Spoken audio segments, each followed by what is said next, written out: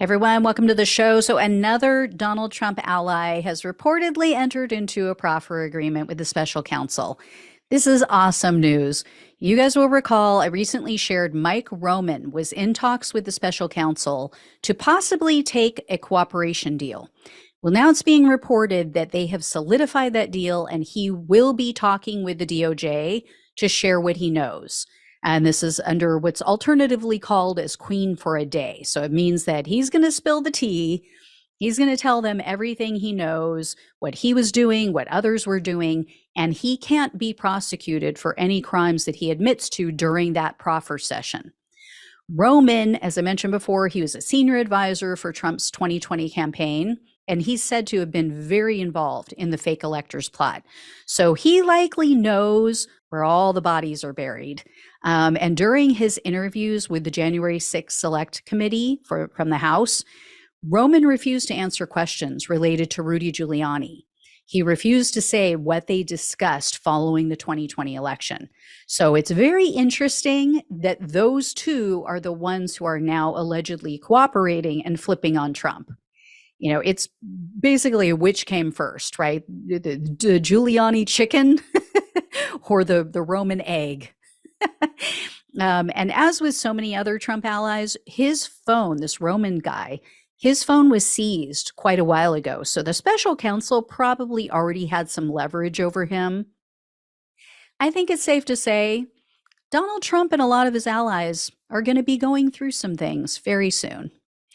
It was also just reported that during Giuliani's proffer session, the special counsel pressed him for details about a December meeting that was in 2020. You guys will probably remember this. Sidney Powell in that meeting was allegedly really pushing for the military to seize voting machines. And Trump's White House counsel, his attorneys, went completely ballistic on all of these people on, I think it was Mike Flynn, Sidney Powell, a bunch of other people in there. And his White House counsel just laid them out. Also over the weekend, news broke that in late December of 2020, Trump reached out to then Arizona Governor Doug Ducey, and he was pressuring him to overturn the election. So this information comes from a Republican donor. Ducey has not admitted. He said, yes, I've spoken with Trump, but he won't tell anyone what he said.